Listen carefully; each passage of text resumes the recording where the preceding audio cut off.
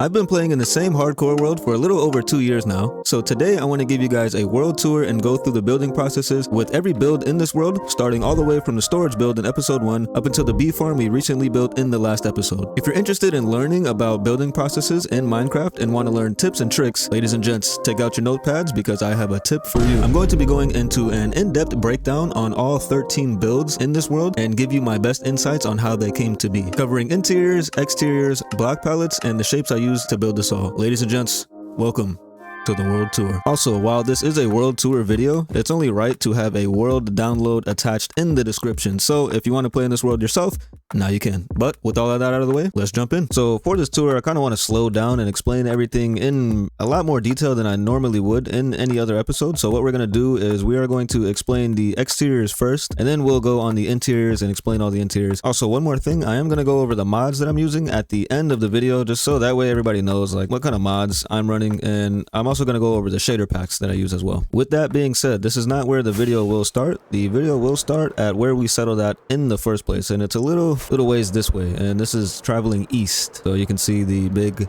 spruce trees coming into render distance, and this is where we settled at first in the first episode before we started building anything. And what we have here is our little shack that we were in and we survived out of for a couple days. We were here for a minute, and then we left all of our original tools here. So we have our original shield, our first wooden pickaxe, our first iron shovel, and our first wooden axe. And then also we have our first ever iron set of armor, and this iron set of armor actually didn't get touched too much. As you can see, not a lot of durability taken off of that, and this wandering trader has been here literally since we left this area in episode 1. And then if we take a look at the whole village, we have Fletchers in these couple houses here, and then we have the armor over here where we got all of our original diamond gear. So flying a little bit more west, this is where we ended up settling down. Obviously this area didn't look like this when we got here. It was super plain, super barren, and that's exactly what I wanted. I wanted to build the starter house next to water. If we take a look this way, it's next to water.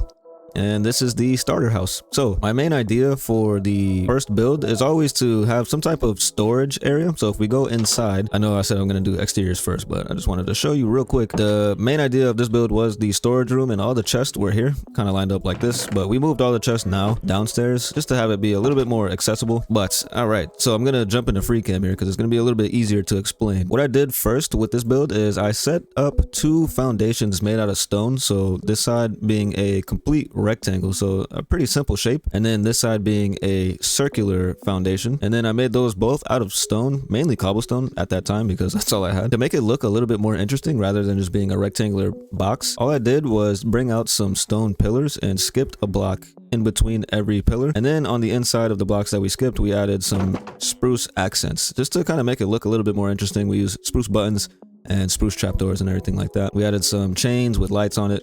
Definitely don't need this many lanterns, but I think it just looks pretty good. With the foundations added in, obviously you have to get up to where you want to be, so we added in these staircases, and it's nothing special, nothing crazy. It's just literal staircases with upside down stairs on the side with walls and fence posts on the side as well, just kind of make it look a little bit better. So what I did for this structure here is I literally just built a deep slate rectangle on top of the foundation that we had already placed down, and then we built in the roofing. And I feel like with roofs, this is where builds really do come together, because otherwise this would just be a giant rectangle and that would be all. But when you start messing around with different shapes and roofs, and you can leave it like simple, because this is all of these roof styles are super simple.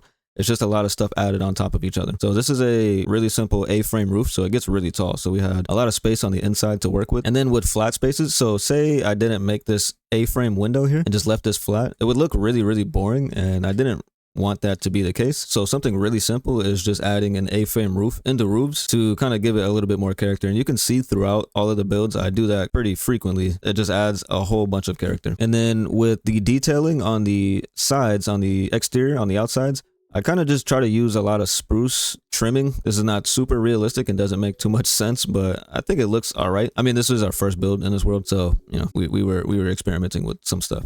This side looks a little bit better. We have some arches. It's nothing crazy. You kind of just get used to doing a specific pattern, and then if it works, you can use it quite often, honestly. And then we have little outlines for windows built out of spruce and all of that. I like this side a lot. I like these little arches here with this window design. All I'm using is spruce trapdoors and spruce stairs, and they do a lot for builds. Also stripped spruce logs do a lot as well. So yeah, this build has a lot of deep slate and a lot of spruce in it. I think that's the only blocks that we use besides stone in this build, and it came out looking pretty good. I do enjoy this build. This is one of my favorite builds actually to this day, because this side, I love this side with this tower here. It just looks so good. So we're gonna hop into free cam and take a look at the left side of this build, and this side is also a pretty simple shape. We just made a plus shape out of the deep slate on top of the foundation that we already put down here. On the side of the plus shape, we put another square on this side to build up a tower. When you're making builds, it really is just a whole bunch of simple shapes put together, and then when the build starts to come together is when you start doing the roofing, like I said earlier. Because for example, this is literally just a plus shape with a super regular stair roof. Like there's nothing special going on here. It just, you can make something look interesting without it being so interesting. It's kind of funny. And then we have the tower bit on this side, and we just made a pointed roof with a whole bunch of spruce stairs, spruce planks, deep slate walls, and spruce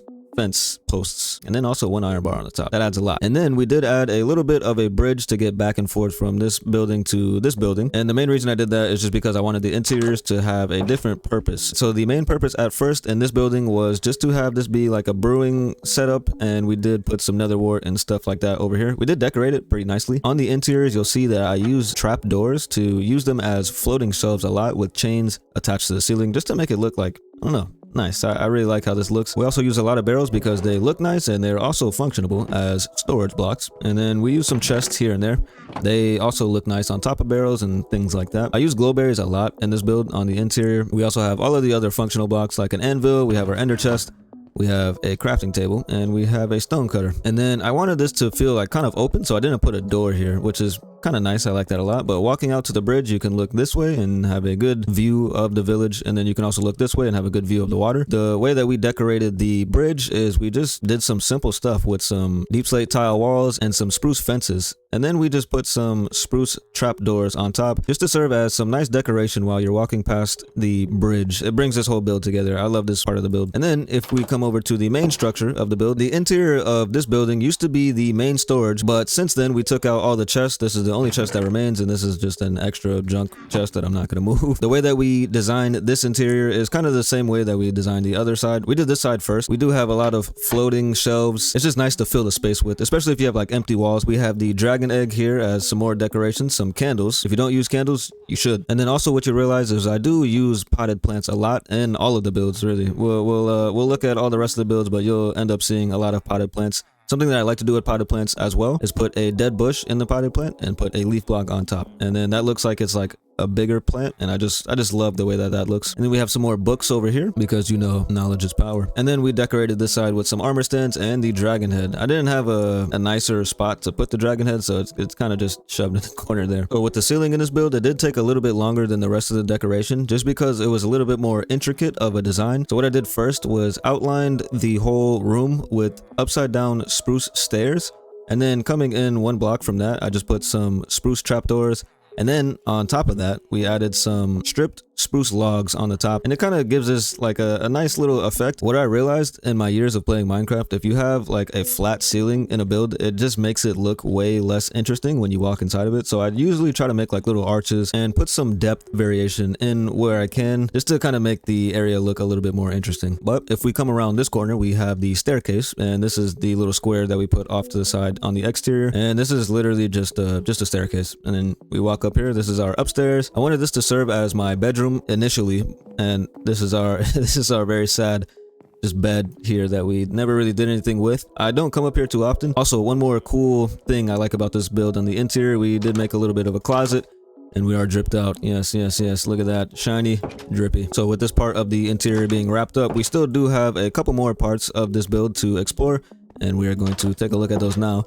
So this build is like it's not big, but it does have a lot of interior space, which is kind of nice because we did utilize the foundations as well underneath. And this is now where we have all of our main storage at. This is pretty much the main hub of where we come to get all of our resources. If we take a look in these chests, they're full of resources. So I did come through and decorate this later in the world. This is actually pretty recent, not gonna lie. But since this is our main station, we do have a whole bunch of extra functional blocks like barrels. All of our super valuable items are in these barrels and chests and stuff in here. As you can see, we're completely loaded. Yes. I'm rich. So yeah, the way that we decorated this interior is with storage buildings. I usually like to do the double chest facing toward you and then stacking as much as you can on top of that. And then you end up getting something that looks kind of like this. All of the functional blocks that we can use, like stone cutter, smithing table, blast furnace, ender chest, anvils, all of that. And then we have more storage with the barrels, and also the barrels just kind of look good to frame this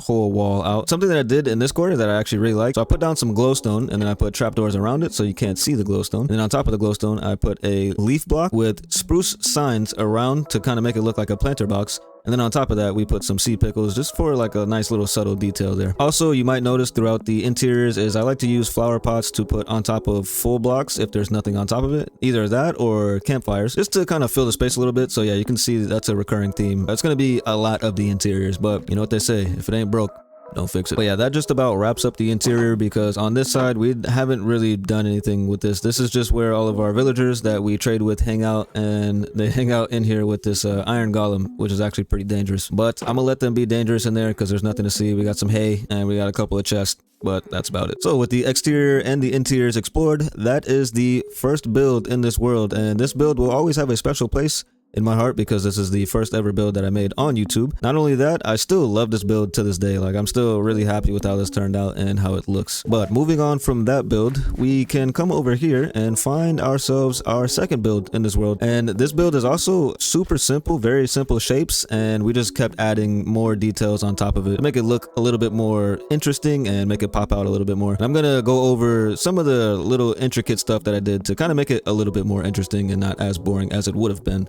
if I didn't do these things. So jumping into free cam just to make it a little bit easier, if we take a look, this is actually a super simple shape. All it is a rectangle on this side and then a slightly smaller square on this side. And we just built up the square a little bit taller than the rectangle, and we made the square side almost kind of like a clock tower-ish type of design. And then I'll go over the thought process on that and how I designed it to be. We're gonna talk and look at all the stuff in the rain. Nice. But yeah, so my thought process on this build is I knew I wanted there to be some type of tower. It's not too tall. It is obviously taller than the rectangle. The rectangle side I built up 7 blocks, and then on the square side I built it up 14 blocks, just so that way we are working in the same scale. And then the roofing on both of these sections are a little bit different. So with the tower part, I used an A-frame roof, so we used an upside down stair, a solid block, and then a stair on top of the solid block, and then same thing going all the way up. And then for the roof on the rectangular side, all we did is a stair, upside down stair, stair, upside down stair. So a typical Minecraft style roof for the rectangular section. The way that I kind of made this a little bit more interesting is something that you'll see in a lot of the builds in this world is I added another rectangular roof on top of the roof itself. It kind of just gives the illusion that the build is a lot bigger than what it actually is. Yeah, this definitely adds a lot and makes it look way more grand. And then you can see throughout this world that I've done that in multiple different builds. And then coming out on the front side of this build, I added this big awning with campfires,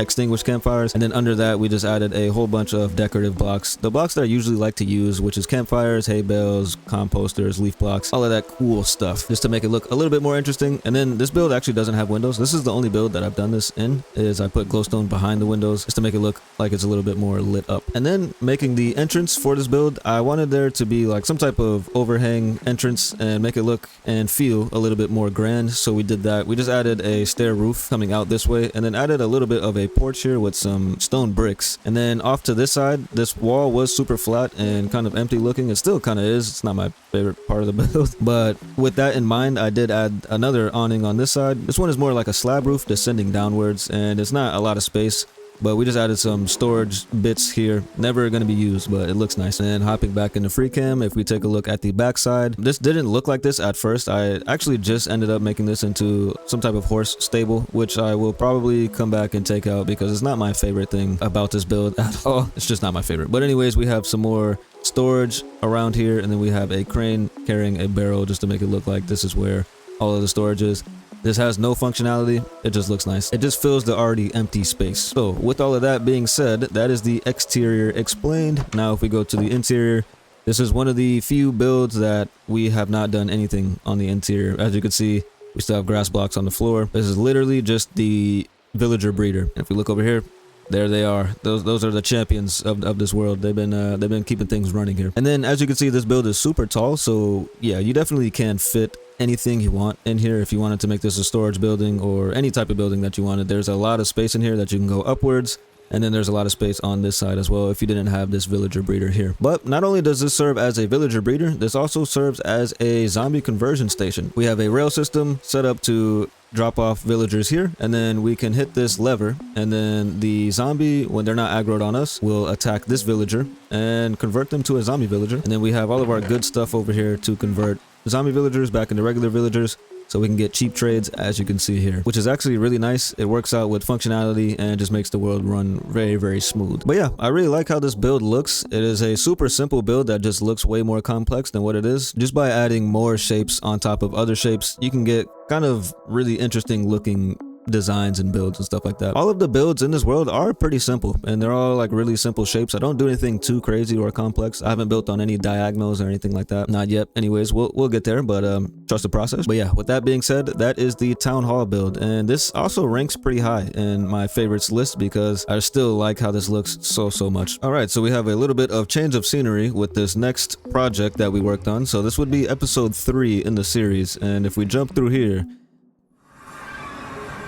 we are now in the end. And then if we turn around, we have our Enderman farm, and this is what we built in episode 3. We actually didn't make a build for episode 3. This is the only thing that we built up. So yeah, this is where we come to repair all of our tools and enchant all of our tools right here. And yeah, the way that this works, if you've never seen an Enderman farm, is Endermen are prejudiced, to say the least, against Endermites. So what happens is there's an Endermite up top, and then there's a tube that all of the Endermen fall down from trying to dismiss the Endermite. And I'm here to collect their souls in form of XP to heal all of my tools and all of my armor if any of it needs to be repaired. Oh yes, we also had to fight the dragon twice, so we have 2 end gateways. We have one here, and then we have another over here. So yeah, that was pretty fun. If you've seen that episode, you've seen what happened, and it was rather unfortunate, but you know, we got it done. Anyways, into the portal. Aha, we're at the village. Let's go. I really thought that we were going to have to fly all the way back over here. So that was episode 3. Episode 4, we did make a build, and it is this build over here, and I'm actually going to take a different route to that build. This is the secret route. This is like the most recent thing that I was working on. There's the retaining wall on this side, trying to make this tree area look a little bit better, and I'm really liking how this is coming out actually. So just trying to make the world a little bit more immersive, like you can walk through it and have paths and stuff winding up to wherever we want to go. So this is episode 4's build, and this would be the 3rd build of this series. And what this is an iron farm, and my idea was to make like a Mayan Aztec-style build for the iron farm. And if we come down here, the iron golems spawn here and they fall down into lava, and then all of the drops get shot up into these bubble columns, and then we can collect them up top here. And here they are. We got blocks of iron, we got some bone meal because I don't want poppies or iron ingots as they take up too much space. This is one of the exceptions that don't have too much of an interior. I started it recently actually, so we didn't really get too far with that. But in terms of the exterior, this is also another really simple shape. It's just a square, a big square with another square on top of that, with another square on top of that, with another square on top of that. And then we built them all up by 7 blocks each, and then kind of just made like a little bit of a pyramid style building. And then hopping into free cam, you can see that we have staircases on all 4 sides. If we come around this side, you can see. And then to make it look a little bit more interesting, we did a trim out of cobble deep slate and regular deep slate. And then we also put some bamboo around and some greenery just to make everything look a little bit more detailed. We did end up using some trapdoors and some stone buttons just to kind of spruce it up a little bit. We did add some emerald blocks just because I just feel like that's like Mayan or Aztecian. So yeah, this is one of the earlier builds, so I didn't really have too much of a plan while making it. I just thought it looked cool and wanted to do that for the iron farm because it was actually kind of a challenge to cover up this iron farm just because of how widespread the iron farm is. I could have just did like maybe like a 9x9 building and made it a little bit smaller, but I tried to cover up this spot here, and this is where the zombies and the villagers are that are getting terrified. Yeah, they're not having a good time, but they're supplying us with what we need, so they'll stay there. Sorry guys, they're really putting in the work and making it happen for us, you know what I mean? The main idea for this build was to make it feel as old as possible, like it had been here for maybe a couple decades or centuries even. So that's why we put a whole bunch of greenery like bamboo and a whole bunch of vines on it, just to make it look like it's like a ruins almost, and it's just stood the test of time. So moving on from the iron farm, if we follow our main path this way, that brings us to this area here, and this has served as a central hub for us in this world. Pretty much I've been using this as the central marker. So I come here and I spend a lot of time here frequently, and we developed this area mainly in episode 4 by building these 2 crop farms. So we have carrots here, and if we come inside, we have carrots all throughout here, and then on this side we have potatoes, and then we added some lights in here and also some shelves with some barrels hanging from it. And then the way that I designed these crop fields is I kind of just did 2 rings of stone around each other, and then built up the stone walls to be at least 2 blocks higher than whatever block we're standing on. The reason why it's higher in the back is because it kind of serves as a retaining wall. So if we walk around this way, obviously the level of the ground is going to come up a little bit more. So we have 2 blocks of height. That way no mobs can like jump in here and like trample all of the stuff. That's how we designed these 2 crop fields. We did this in episode 4 as well as the iron farm over there. And then in episode 5 we started out by doing this wheat field here. So this is the same thing just with wheat, and we added a tree in this one because there's a little bit more space, and then we have lights here with a beehive as well, and then same type of storage for the wheat. What we did as well is just added some mossy stone variants and andesite and a whole bunch of different types of stone. After we built up this crop field area, we did build this, and this has been serving as a farmer's trading hall. We only have 5 farmers in here, but it's been getting us by and getting all of the emeralds that we need in this series so far, and most of them have came from here. So hopping into free cam, this build is also very simple. All it is a rectangle coming out to the left, and then on the left side we made another square, and in that square we just raised it up I think 7 more blocks to have a raised area. Looks kind of like this. It's very small. This is probably the smallest build in this world. I actually really like it. We ended up putting a whole bunch of decoration on this build. We went kind of crazy with it, not gonna lie, but it came out looking really nice. So from the initial rectangle we came out and put a little bit of a awning, and we did that with some campfires and some leaf blocks. And then under that, I wanted there to be like some type of farmer-ish type of stuff here. So we ended up planting a little bit of wheat in these spots. We were never going to use that, but it's there just for aesthetics, and I think it looks really nice. Eventually I do want to have villagers roaming around here. They might get lost or die or do anything that villagers do, but you know, I want to get to that point at some point. And then on the entrance side we did make a little bit of a overhang to serve as the entrance, and it's nothing crazy. We just used campfires and slabs mostly, and then we threw in some oak trapdoors as well. The detail in this build is probably the most detailed build that we have in this world, which is funny because this is the smallest build. And then if we take a step on the inside, we do have some storage here for all of the emeralds that we trade the farmers. We have a whole bunch of pumpkins, we have a whole bunch of melons, and then we have a little bit of emeralds here just to indicate that this is where we get our emeralds from. And there is a melon and pumpkin farm underground shooting all of the melon and pumpkins up into this chest here. So this is how we get rich, ladies and gentlemen. And then at some point before 1.20 came out, you can keep zombifying villagers and get their trades down really low. As long as you zombified the villager and cured them, they would go down by at least 1 either potato or a carrot every time you did that. So we can trade 1 potato and 1 carrot for 1 emerald.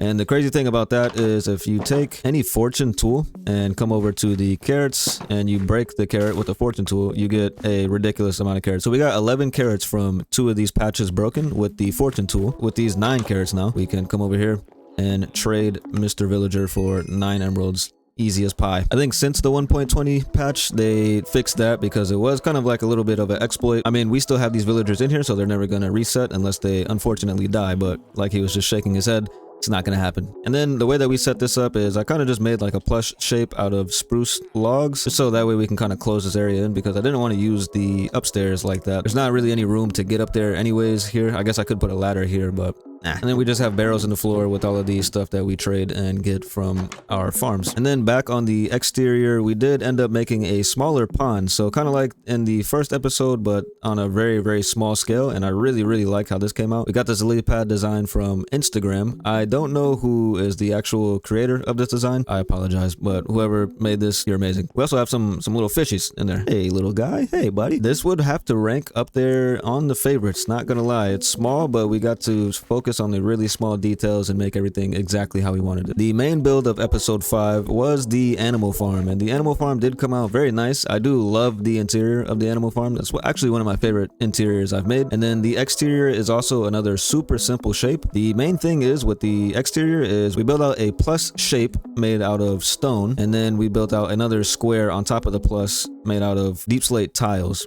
and then we raised that up pretty tall. The only thing about this build is it is a little bit taller than what I would have wanted it to be. So if I did build this again, it'd be a little bit shorter, just because barns usually aren't this tall and that grand, and this is a lot of space in here that we don't use. We actually did go kind of crazy on the detailing in this build too. We used a bunch of different types of wood. So we use dark oak signs, we use oak trapdoors, and then we use spruce for the rest of the trimming, along with some barrels and some dark oak buttons. So yeah, we were kind of spontaneous with the detailing on this build. And then we did use some plants as well up top. And then in terms of decorating the walls on the outside, we kind of made it so it could be as free range as possible. This build is not big enough on the outside to be more free range than this, but my idea was to have it as free range as possible, so the cows and the sheep can kind of come outside and go back inside as they please. So I thought that was pretty cool. It makes the village feel a little bit more alive with a little bit more movement here. And then a pig snuck in there as well, so he's friends with all the cows. And then same thing on this side. If we come over here, we have sheep,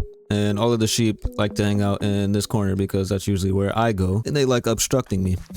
Moving on to the interior, we have the foyer area here, and we have our storage with a whole bunch of stuff that we can use here. I'm actually really surprised that there's stuff in here. We used beehives as well to kind of decorate this area up a little bit, and I like how that came out, along with composters. Tried a lot of different things. And then since this is a barn, we have a whole bunch of hay bales everywhere just to indicate like, yeah, we're working in a barn. And then on this side, we have the hanging shelves again, just with more random stuff on it, just to kind of fill the space up a little bit and make it look not so plain and barren. And then we have the main hub of the barn in here. So we have the cows over here, we have chicken over here, and then we have the sheep over here. And I wanted this to serve as some type of workstation for the farmer, the animal farmer, whoever's in this area. He can come here and cut up some logs, some wood, if he needs to, with the stone cutter.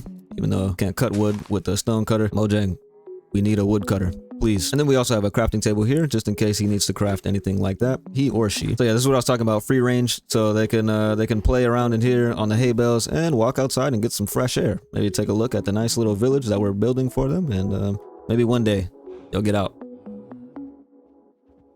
And then it's the same thing on the sheep side. The only difference is I didn't really decorate inside of here too much, just because this side really serves as the entrance to the actual sheep farm. And if we come down our ladder here, this is where the magic happens. It looks super inhumane, but you know, it's necessary. It might not be necessary anymore because we have an absolute crazy amount of wool, but whenever we need wool, that's where we get it from. And this is what I meant by the sheep just like to stand on this to obstruct me.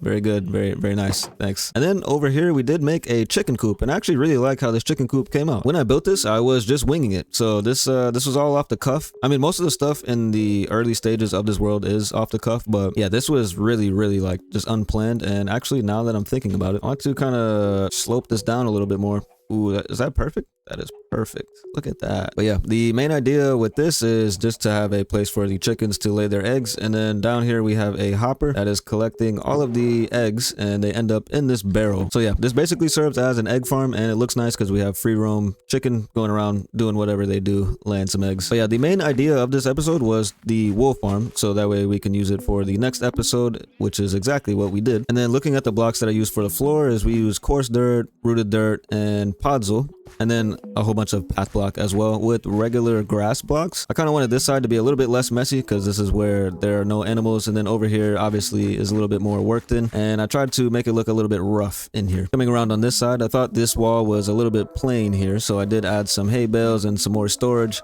just to kind of fill in the space a little bit. I mapped out a little bit of an area here to eventually put some type of market stall here, just because both of these walls are very plain and empty. But yeah, like I said, a lot of fun to build, and this is a necessity when you're starting a Minecraft world. You need a barn, or at least an animal farm. All right, so with everything said about the animal farm, I guess now would be a good time to mention the pathing in the village itself. So what I did basically is I made one straight line through the whole entire village, and this serves as the main path. And then later on throughout the series, obviously we're going to be working in different spaces throughout the time in this world, so we kind of branched out to the left and to the right of the main path, but for the most part we have this main path going all the way to the end of where we have been building. Eventually, I do want to come out here and build some more stuff out here. But for now, we have our work cut out for us because we have some big projects at hand that are not actually going to take place in the village, which is going to be pretty fun and interesting. So yeah, stay tuned for that. But anyways, yeah, I want to kind of take this time to outline the way that I kind of developed path making skills. I think what helps out a lot is retaining walls, and it kind of makes everywhere that you are feel way more immersive and like a real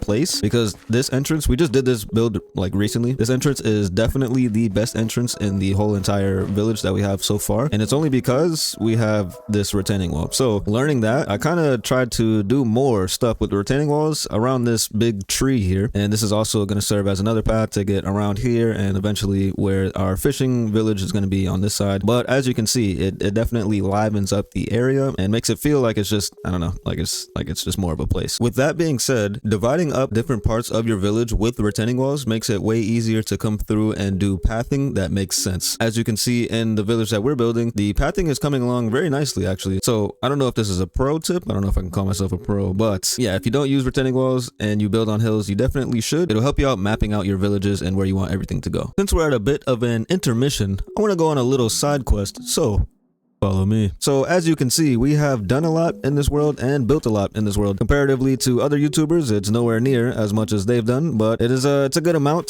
to get started with, and I plan on being in this world for a very long time. But with that being said, one thing that we haven't done as of yet, which will be done right now actually, is tame a wolf. So let's go find a wolf and bring him back to the village so he can be the new guardian of this village. I know I'm asking for a lot of stuff in the comments, but if you guys have any name suggestions for the name of the village, please put it in the comment section. I'd be interested to read what you guys have in mind. But enough yapping, let's look out for some wolves, and I think we're in a good spot for that. They usually do spawn in forests, so let's run around, see if we can look at that. Didn't have to say too much. We just found him. Hey, buddy.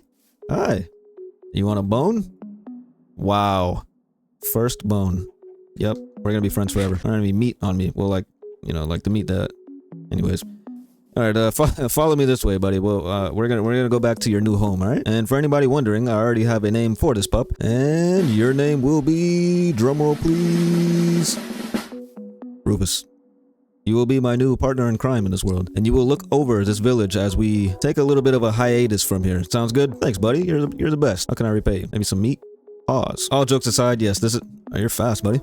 This is something that we haven't done. We have cats all over the place, but we don't have any dogs. So let's find a nice place to have this guy chill out. I think you're gonna chill out in the animal farm, so you can be in charge of all the animals and make sure they don't get out of line, because there's not really much else to do around here. So please follow me this way, sir. All right, Rufus, you are the overseer of the animals.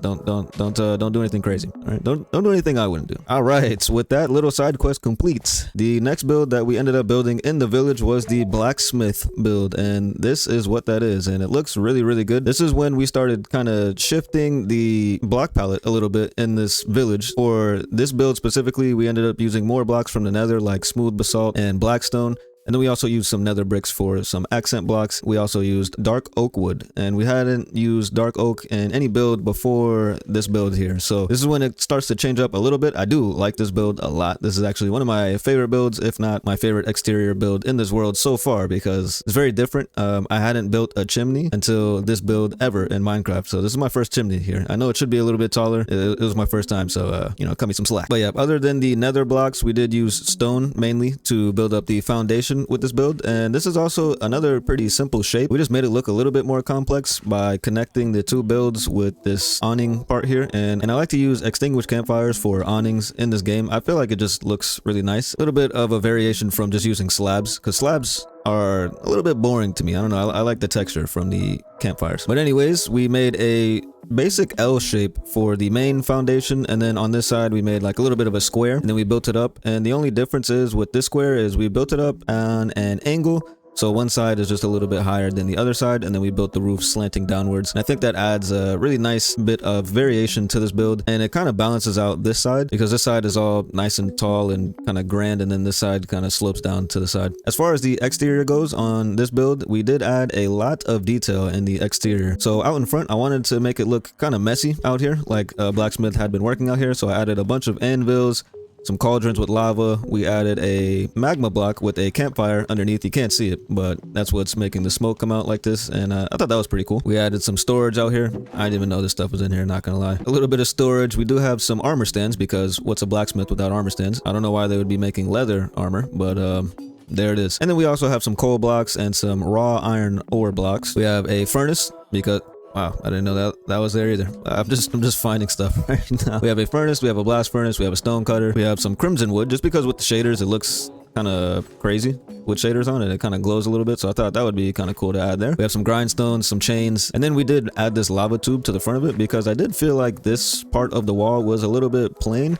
So I wanted to add something of interest right here, and I think it came out looking pretty good. We wrapped it up in some crimson wood trapdoors, so I think it looks pretty good. And then coming around on this side, this is the forge area. So we have more anvils here. We have a lot more ore blocks and stuff like that. I did put a lot of grindstone with chains attached to them, just to kind of make it look like a little bit of a pulley system, how we're pulling this magma block up from this cauldron. Extinguished campfires next to all these coal blocks and things of that nature. We have more armor stands out here, more storage. Is there anything in these?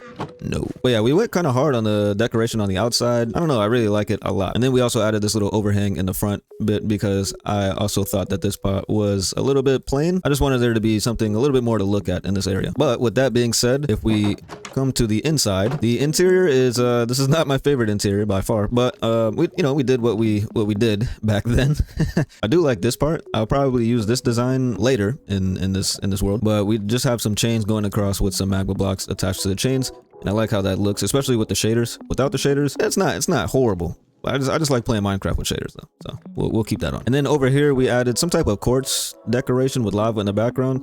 I do like this decoration, but not for this build. This feels like it should be in like a castle type of build. I mean, this build is like big on the inside, but I don't know. Over here we have the blacksmith's sword, and it is an iron sword. Yes. We do have some unlit candles over here as well, because he's a dark guy. And then if we turn the corner, we have all of our villagers in here. We have toolsmiths, armors, and weaponsmiths, all in their little pods here. So if we ever need any armor or bells or anything like that, we can come here and trade all of these villagers for it. The pods we made out of quartz blocks, and then we put some amethyst crystals on top of them, and then we have armor stands all across the top, just to indicate that this is a blacksmith trading hall. Yes. And then over here we have a lava farm that I tried to make us look as good as possible. We can come here and get some lava if we ever need it. But yeah, really fun build to make. This is when I started catching my stride in this world and on YouTube in general, when I started getting like the most comfortable at this point making builds and talking on a microphone while making builds. So this is one of my favorite builds. It's probably going to be up there for a long time. All right, so moving on from the blacksmith build, the next build that we ended up building in the village is this build over here, and this serves as the super smelter build, and this is also another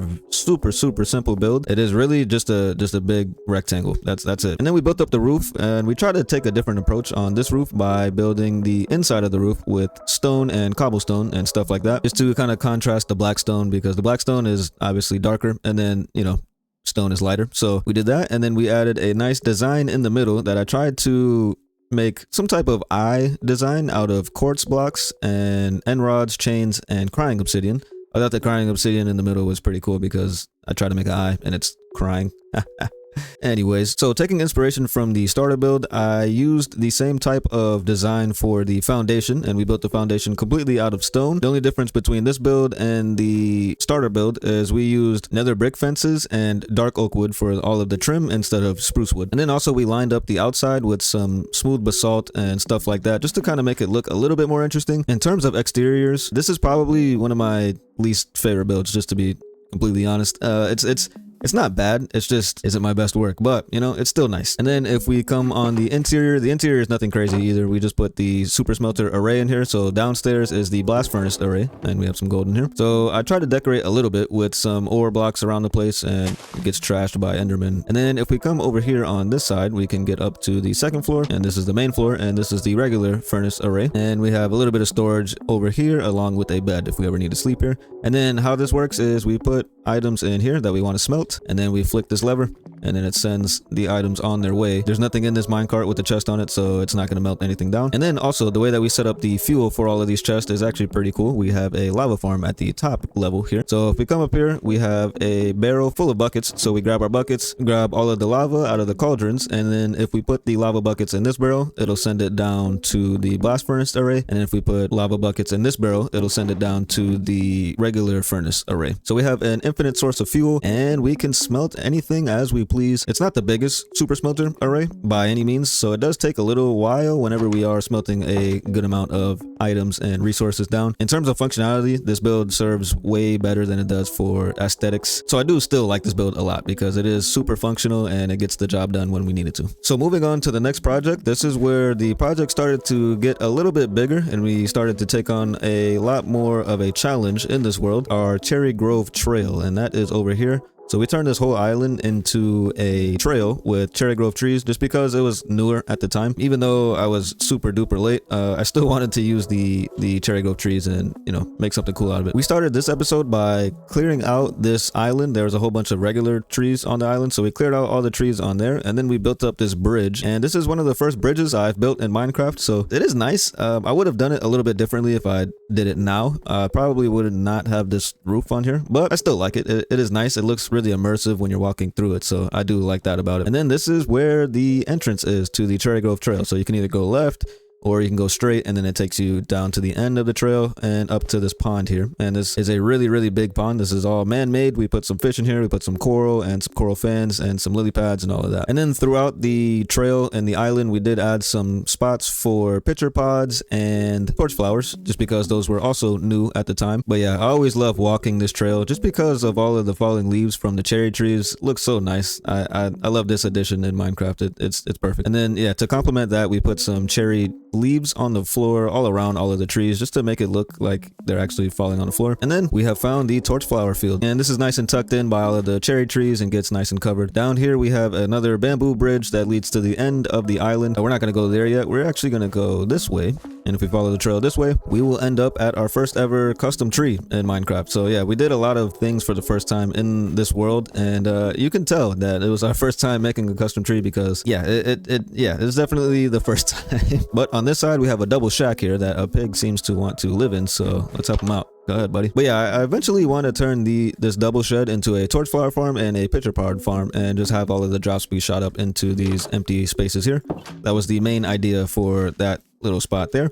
And then over here we have a little bit of a watchtower area, and how I built this is pretty simple. I just did 2 squares, built them up really tall to make them into towers, and then connected them both with a bridge in the middle. I think the main thing with building in Minecraft is just making the outside look interesting. So obviously we added a whole bunch of detail on the outside. We added some bamboo trapdoors, hanging signs, and then we also have some dark oak buttons along with barrels on all of the pillars just to kind of make it look a little bit more interesting. And then for the tops of the builds, we just use stone for the walls, and then we use deep slate for both of the roofs and filled it in with cobble deep slate. So nothing too crazy. It is really nice though. I do like what this does for the area.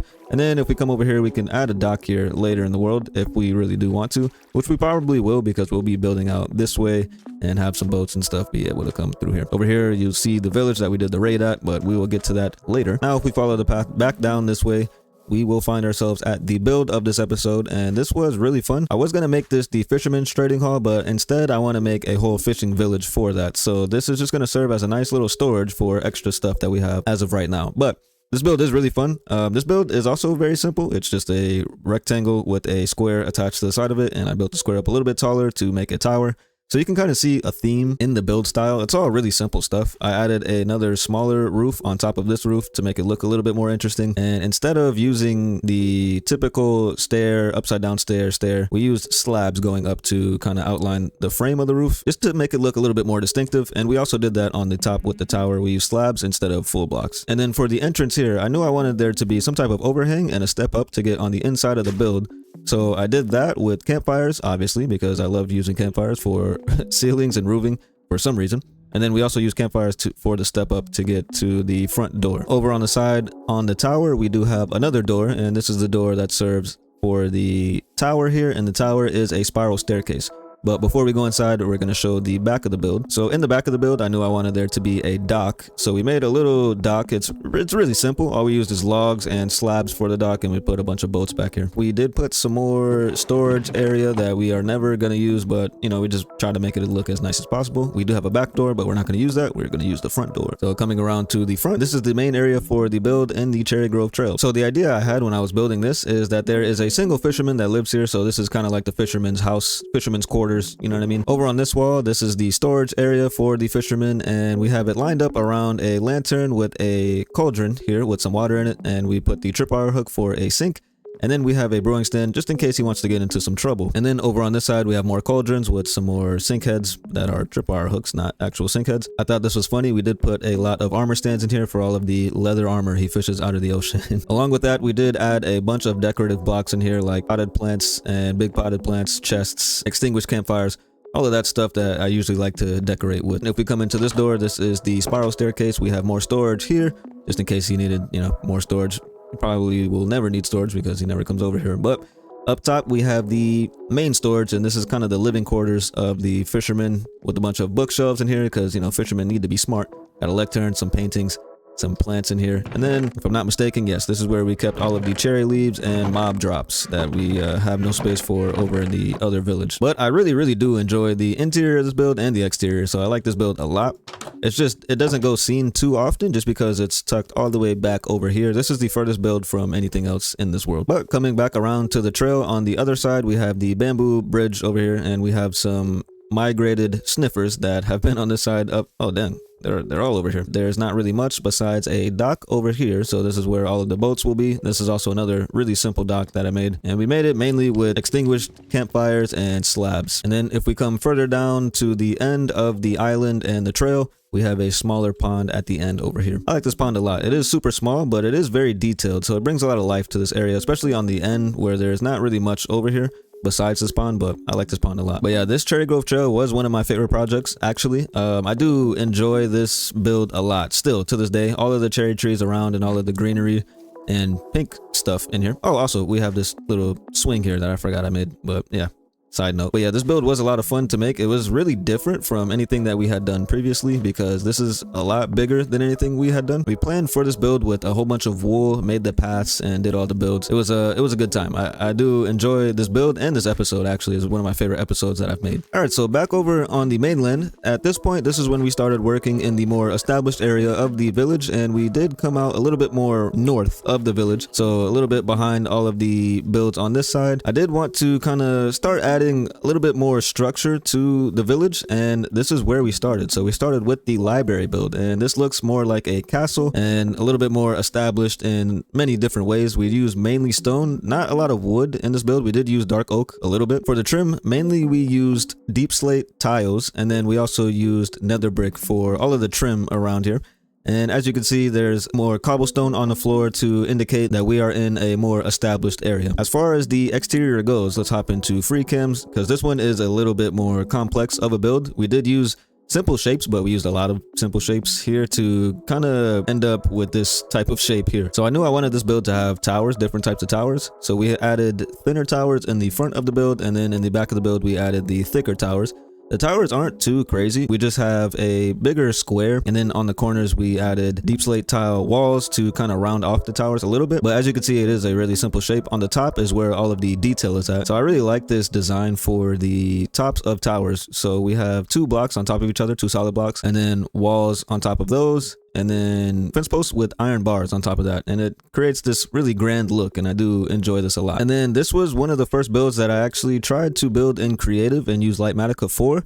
But at that time, I was really not good at using Lightmatica, and I didn't know how to use it at all. So I just ended up building it without it. This build is really big on the inside. We did end up digging down to make more space, but we'll get to that in a little bit. For now, we can look at the details on the outside of this build. So I added a little bit of an archway made out of more stone on the entrance, just so that way it looks a little bit more grand. We have another portion sticking out on the front side to add more depth. And then coming around on the side, we did add some storage bits over here. All of this is cobblestone on the floor. floor, just so that way it looks more established. The main shape of the entire build is a big rectangle, and then we built up the roofs a little bit differently. So we have a rectangle in front of a wider rectangle, and then we met all of the roofs up into one specific spot, and that is the middle right here. So this is the main roofing area, and then on the back side we added more squares and rectangles on the back, and then we combined all of these points into one spot and tried to make it look as cohesive as possible, which was kind of difficult, not gonna lie. So this was definitely more of a complex shape to build with, but I really like the end result. It came out looking really good. More details on the outside, I just used some oak leaves and some composters with some rose bushes all along the outside and the front, just to make it look more alive. I like using green blocks in Minecraft. It makes everything look a lot better. But now we can go on the inside, and this is one of my favorite interiors I've actually ever built in Minecraft, period, because this interior is very nice. I do love this interior. On the right and the left of us we have the spiral staircases to go downstairs, but before we go downstairs we're going to take a look at what we have up here. And up here we have all of our librarian villagers that sell us all of the specific books that we need to enchant to stay OP in this world. I'm probably never going to use these enchantments because we have a fully enchanted set of netherite armor. I don't know, maybe if I get more sets of netherite armor, we'll come back and use these villagers, but for the most part, we don't really need them like that. But it is always good to have because we can come here and trade them for glass, and I've been using this trade a lot more than I thought I would, actually. But yeah, that's the main point of the top floor. Also, in the top floor, we did add some reading nooks here, you know, just in case you wanted to come here, pick out a book, read it, look at the nice view on the outside if you can see through these through these fences. But yeah, also another main point of the top area was to create our enchanting setup area. And at this point I had enchanted all of my gear and tools pretty extensively, so we haven't really used this area too often, but you know, we can come back whenever we need to later in this world. Who knows, Mojang could end up adding a complete different set of armor or tools or anything like that, so we can always come back here and use this later. But we did put some storage in here with some lapis blocks just in case we needed that to enchant. We do have anvils in here to add books to whatever tools or gear we need. We have some more storage on this side. We have a grindstone just in case we don't like any of the enchants that we get. So a really nice area. I do like this, how you can see it straight from when you walk in the entrance in this build. But with all that being said, all of the towers serve as the staircases to get up and down in the build. So this is a spiral staircase that I made, and all of the towers. So we're going to come up on the back side. We have another reading nook here, and I actually am going to treat this as another trading stall whenever we need more librarians or if any other enchantments come out. But down here is the main library area. We have all of the bookshelves lined up with spruce trims, and we did put some glowstone in here just to kind of emit a little bit more light because it was kind of dark down here. And then we have all of the spruce pillars down here, obviously holding up the balcony up top. One of my favorite parts about this build is this little section over here where we have specific book types in these chiseled bookshelves. So for instance, on this wall we have Fortune 3 here, and then on this wall we have Silk Touch.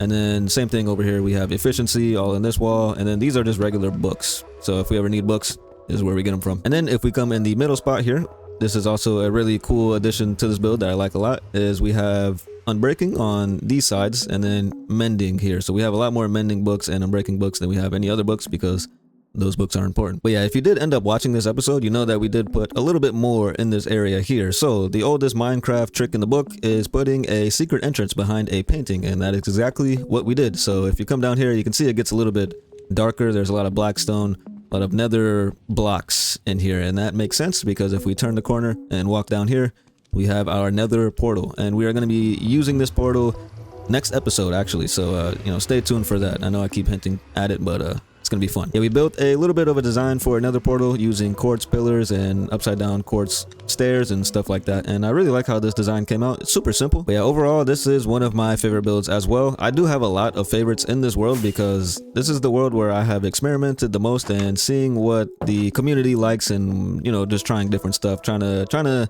outdo myself in this world. And this is where it started to really pick up traction. This is the first episode that got, I think, over 10,000 views, so this is always gonna have a special place in my heart. This is where we really got started, to me, in this world. And on top of that, it is really visually appealing. It does look a little bit darker. I don't know what type of architecture style this would be labeled as, but it does look a little bit more intimidating, if you will. But yeah, super cool build, super fun to make. I enjoy this build a lot. It's up there on the list. All right, so moving back to the south side of the village, The next build that we ended up constructing was the greenhouse, and this was also a lot of fun to build. I did try to do something different with the greenhouse, so we did try to build on different Y levels, so it kind of slopes up a little bit with the terrain because we go up a couple blocks on the entrance, and then towards the backside it does slope down a little bit. So yeah, it was a little bit different than what we had already done because everything that we built before was on flat spaces. And then also the way that this build differs from any other build is we ended up using green terracotta for one of the blocks in this build, and I really do like green terracotta. It's one of my favorite blocks in Minecraft actually, so that was fun to do. And we also used stripped birch wood, which is also a first for me because I actually never used birch at all. I don't really like birch, but you know, it looks good here, especially next to the green terracotta. And then if we happen to free cam and take a look at the shape, this is also another really simple shape. We just have a rectangle coming across the build, and then on the front side we have a square over to the right side of the build if you're facing it from the front, and then we have the entrance, which is a little bit smaller of a rectangle, and then in the back we have a large square where we have the greenhouse-ish area. We have plants and bees back there, which came out pretty nice. That's probably my favorite part of this build, is the interior on the greenhouse. And then as far as detailing, we do pretty much the same thing that we do with every other build, is we try to detail the outside as much as possible without doing too much. So I kind of like to leave it in the same block range. So as you can see, like for all the details, we used spruce wood, and we do that mainly for every build just because spruce wood is the goat wood. Also, something I did different in this build is I tried to use hanging signs to decorate a little bit more, and I really like how this looks and came out. And then we attached those to some fence gates and some fence posts. And then as far as the trim goes, we used deep slate for the trim, deep slate bricks, and deep slate tiles to kind of give it a little bit more of a rougher look. At like some parts are faded in the trim of the build. I always like to try to do my best that I can for entrances and make them feel a little bit different than any other build. So this, you have to step up a little bit. I think it's a 2-block height difference. So we have a little bit of an area out here made out of stone that we can stand on. We have some storage just like usual with nothing in them. And then we put a little bit more of decorative blocks around. And then we labeled this building, which we don't really do too often, but this is the greenhouse. And you know you're at the greenhouse because it says greenhouse. And then moving on to the interior, I actually really like this interior a lot. It is really small and super simple, but it looks really good because of the green terracotta on the inside, especially with the shaders, how the light bounces off the terracotta. And then the way that we set it up is down below us there are a bunch of different types of farms that are pretty much necessities in Minecraft. So this is the main reason for building this build, was to build those farms underneath and have them get shot up to here. And so this side is the bamboo output, and then on this side we have the sugarcane output, and these farms have been doing work. Over here we have the cactus output, and then on this side we have the moss output. So I just kind of wanted to theme this whole build around green farms because we actually can use a lot of bamboo and a lot of sugarcane, and then also cactus we can use for green dye, and then I use a lot of mossy stone variants too, so that's why we made the moss farm. But this room also serves as another storage area, so we have a bunch of double chests around with some sugarcane in here. Like I said, we have been getting a lot of sugarcane from the farm. We also have some barrels lined up around here just to make it look like a little cabinet area. We hung some potted plants from the ceiling here with a beam going across the top and the sides, and then up on the top of the cabinet we did add some potted plants with some leaf bushes on top of that just to make it look a little bit bigger. But yeah, overall I do like this interior a lot. This is it's really simple, it's really small, but this is one of my favorite interiors in this world. And then especially when you come out the back side, we have a little bit of a porch area, well, like I guess a little bit of a staircase, and you can walk down here and you are now in the garden-ish type of area, the greenhouse area. I did my best with a concept of a greenhouse.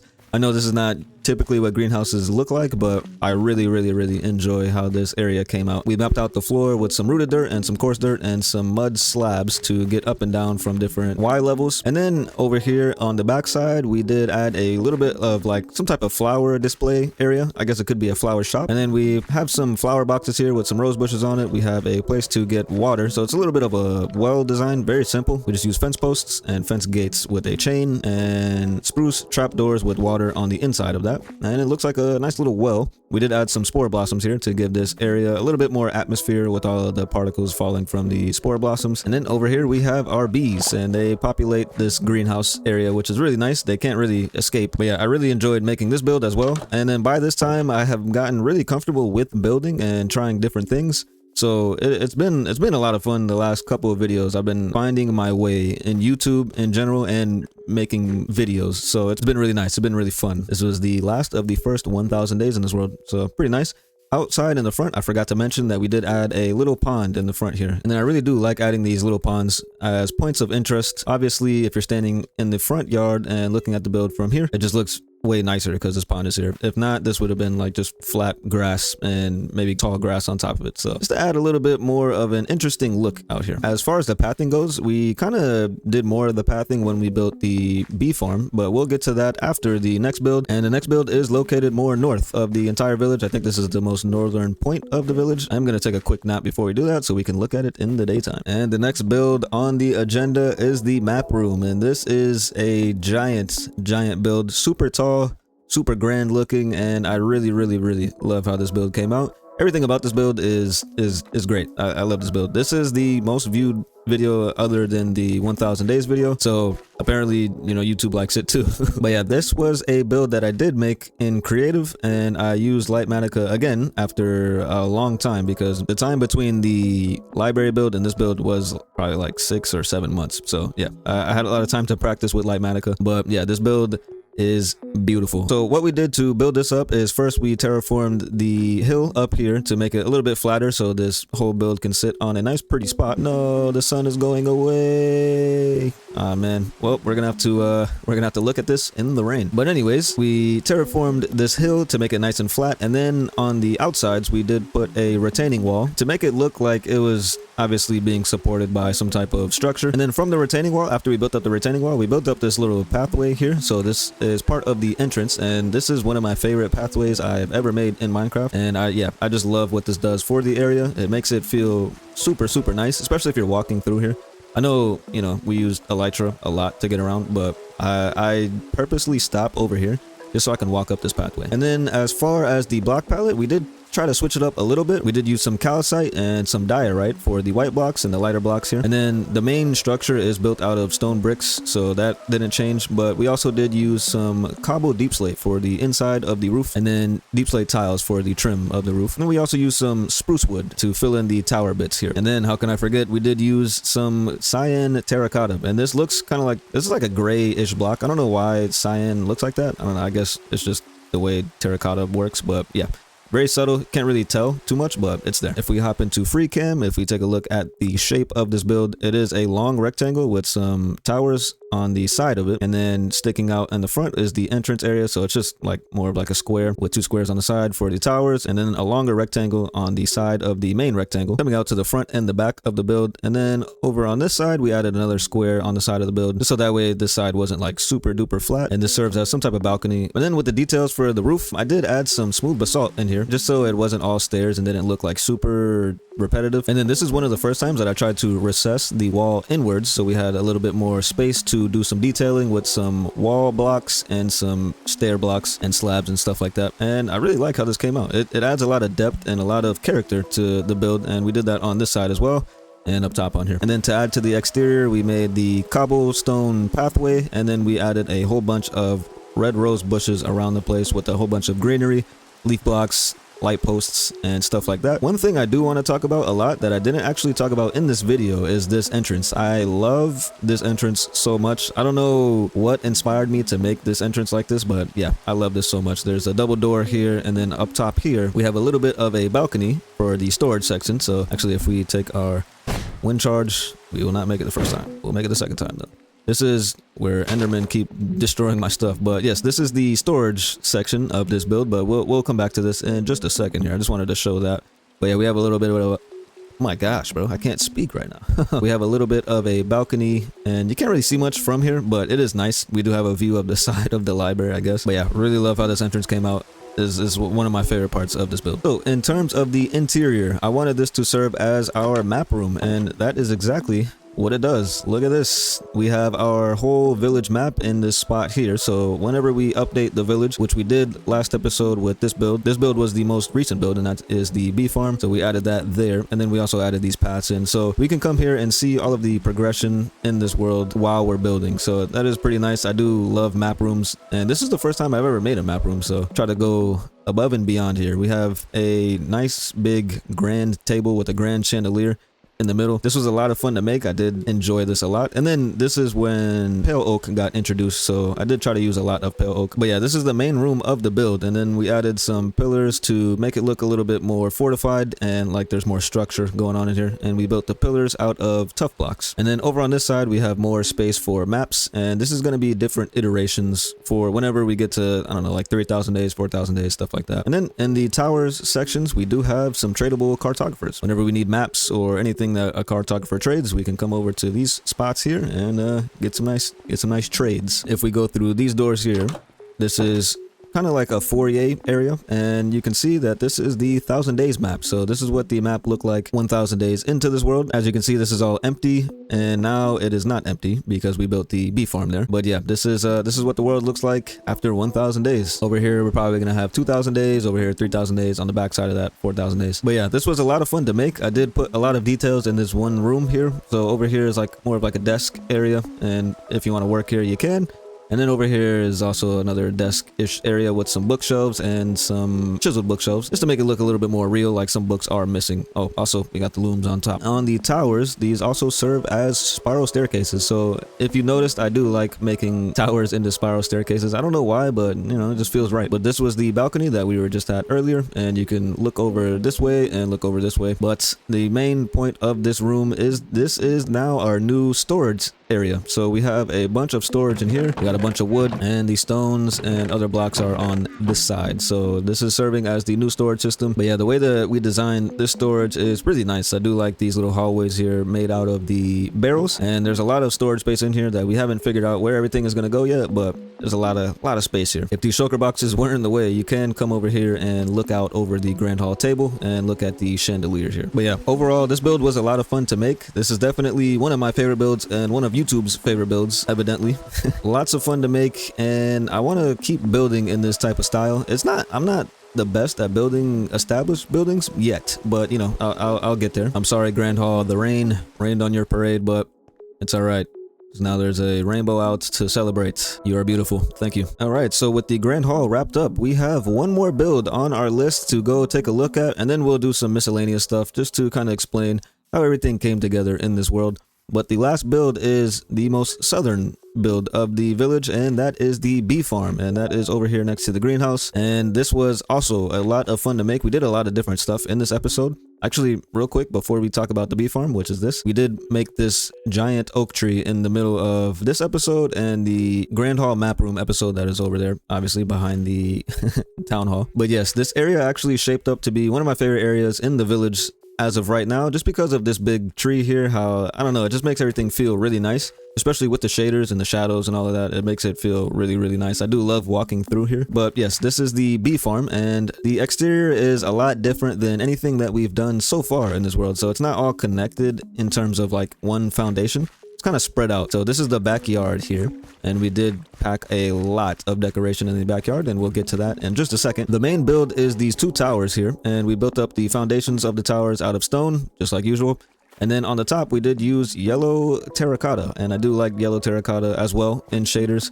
Without shaders, it still looks pretty good. I do like this build without shaders still. I like it better with shaders, but you know, without shaders doesn't look that bad either. And then in the middle of the two towers, we did add a hanging bridge, which I really like how this came out. It was a lot of fun to make, and when you're walking through this hanging bridge, it feels really nice, and you have a decent overlook of the rest of the village, which is nice as well. So for the entrance, we have a little bit of a sloped roof, and it kind of curves downwards, and then we have a slab of stone here to serve as the entrance, and then you just walk in through here, and you can go up the ladder to get to the top part of the tower. There's not really a lot of room to decorate the interior in here, so we haven't done that just yet. I mean, we can, but you know, we'll get to it. And then dividing the front yard from the backyard, we have a wall made of mud blocks and dripstone blocks, and this is what separates the front from the back. And we have a little bit of a trail right here, which is really nice. I like walking through here a lot, actually. And then on the end of the mud wall, we have some type of storage area here. So this is like a smaller shed, and then in the backyard we built a bigger shed. So coming through the backyard, we have a storage section over here with a bunch of hay bales, a lot of greenery, some rose bushes. You know, I love my rose bushes. And then we built a fountain in the middle, and I really like how this fountain came out. It's nothing crazy, really simple design, and it adds a lot of atmosphere to this area. Over here, we built a small well as well, and this was also a lot of fun to make. We have a chain holding up a cauldron with some water in it, and it just kind of looks like a nice little small well. Over here, we have the workshop area, wherever the beekeeper is working and keeping all of his stuff. So yeah, also really fun to make. If we walk around the well on this side, we have more storage area over here for the beekeeper. This guy has storage for days. We have storage over here, and then we have hay bales over here for whatever he would need it for. And then over here we have another small pond, but this pond is covered, so this would be where maybe he has some koi fish, which is empty right now, but trust me, we'll put some fish in there. And then on the back side of this build, on the outside, we have a shed, and I wanted the bees to have a place to be and not get lost, so this was the main purpose of that. So we built this whole shed up. Now the bees can be in here and get some pollen from the spore blossom and the flowers that are in here as well. And then we also packed this place full of decorations. So we have a wheelbarrow decoration here, and then over here we have a bit of a raised storage section. On top of this little platform here, we have a whole bunch of storage, and then under that we have another workshop area for the beekeeper. Really small space, but a lot is going on in here. We did add a floating shelf with a stone cutter up here for whatever reason, and some more storage. And then we also have some cobwebs up here in this corner, which I thought was a really nice detail actually, because sheds always have spiders. Yeah, you can't convince me otherwise. So yeah, that's the main interior of this build, because the towers don't really serve as anything else besides the collection system for the bee farm, which is underground, so it's shooting all of the drops up to here. So if you look over here, this is the collection system for the honeycomb, and then on this side we have the collection system for the honey bottles, and it's been working. It's been doing what it does.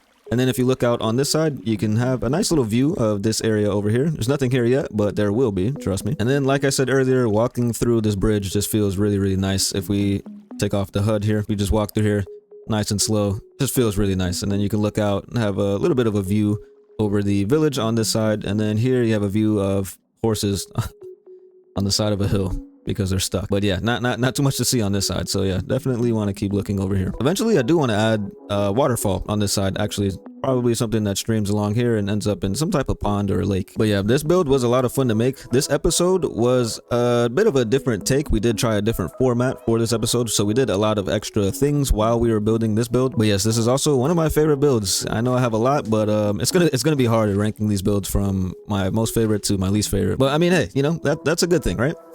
One more thing that I forgot that we added to this build is another pathway going up to this hill up here. So we did something like how we did with the Grand Hall and added this nice little pathway with a retaining wall on this side. And then up here, I'll probably add some type of pathway here. And then what I was thinking to do up here is, with the new update, they did introduce firefly bushes, so we can probably do something fun with that up here, because this just seems like a perfect spot for something like that. But yeah, that was the last addition to this build, and I really enjoy how this build came out. And before we do the rankings, I wanted to break down the mods, because I did forget in the original copy of the video, so I'm gonna break these down very briefly. So Apple Skin adds various food related HUD improvements. Axiom is a creative mod that helps you build pretty substantially, actually. Continuity, this is more like a resource pack, so this is what makes the glass like a connected textures, because I don't really like the boxes of glass. Entity calling, this just kind of like helps my PC with performance, because my PC turns any room that I'm in into a microwave, so this kind of helps out a little bit. FreeCam, I use this to kind of get a different perspective on the builds whenever I'm building them. Iris, you need this for shaders. Lightmatica, this is the blueprint of whatever build you're trying to build. Lithium, I think, just helps out sodium and Iris. Madlib is for, I think, Lightmatica, pretty sure. Then we got Mini HUD, and that's the day counter on the top. If I press my hotkey here, you can see the day and the coordinates. You can set this to be whatever you want. And then we have mod menu, and that's how you look through all of these mods just like this. And then replay mod, this is to get like the time lapses and stuff like that. Shulker box tooltip, I just installed this recently actually. So if you press shift over your shulker box, it just shows you what's in the shulker box. Sodium, this is for performance, and then WI zoom, and that's how I do this all the time. But yeah, so those are the mods that I'm running. I guess I could go over the resource packs real quick as well. So I usually have low fire on, and then better leaves with the connected textures. And that's literally it. I don't run anything else. With all that being said, now it is time to rank the builds. Don't let me have all the fun. Let me know what your favorite build in this world is as well. And also, if you want to, you can make a list of the rankings and put it down in the comments, because I'm always interested to see what people like to see and get different points of view from the viewers. So in terms of ranking the builds, they're going to be based on how much I still enjoy the builds to this day and how much fun I had making the build itself. So with that in mind, let's see where everything ranks. All right, so we are going to start from my least favorite builds to my most favorite builds, and off rip, my 3 least favorite builds are going to be the super smelter build, the iron farm build, and the animal farm build. And I don't say that because I don't like these builds. It's just if I were to build these builds again, I would build them a little bit differently. For the super smelter specifically, it's just the exterior and the interior are not my favorite. The build itself is super functional, and that's what it's supposed to be, so that's pretty nice. The iron farm, I would do the towers a little bit differently if I did build this build again. And then for the animal farm, I love the interior of the animal farm, so it was kind of hard to rank this build, not gonna lie. But the only thing I would do differently with the animal farm is lower the roof a little bit. I think the roof is a little bit too tall. Coming in at number 8 is going to be the town hall build. I like this build's exterior a lot, and the reason it placed 8th for me is because there isn't a lot to do with the interior in terms of design, because it's just a farm on the inside, and that kind of takes up the whole interior. Coming in at number 7, which was another really hard placement, is going to be the blacksmith build. The only reason that the blacksmith build ended up at number 7 is because of the placement of the build, and the interior isn't my favorite. Like I mentioned during the video, I would have decorated this a little bit differently if I did it now, but other than that, the exterior is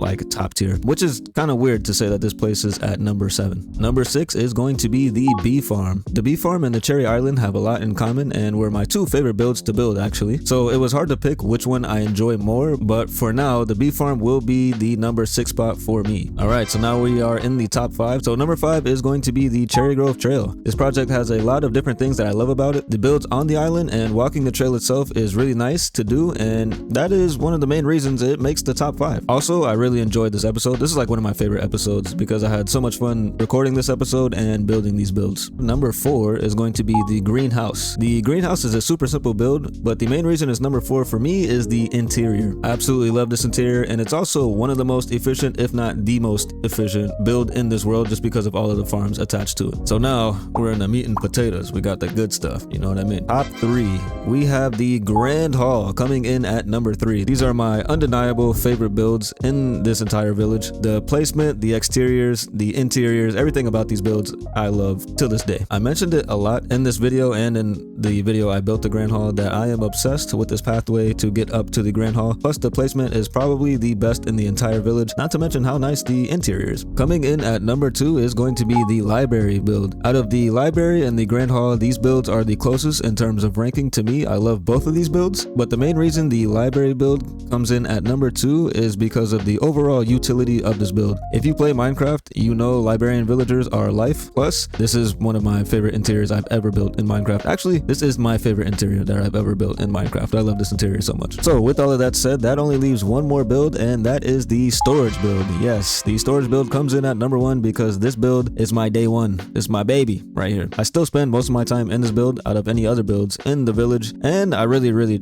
just enjoy this build a lot. How it came out, the exterior, the interior. I love how much space there is, and it not being such a big build. I mean, it is a big build, but it's not like gigantic, and we still have a lot of storage space. These are my thoughts on the builds in this world. If you have time and you want to list your rankings in the comments, please feel free to do so. I'm very interested to see what your rankings will be. Other than that, if you did enjoy the video and seeing the thought processes behind the builds, please feel free to leave a like, and if you haven't subscribed, you seriously should consider it because we can be like best friends, and I love you forever. With that said, until next time, and as always, be easy.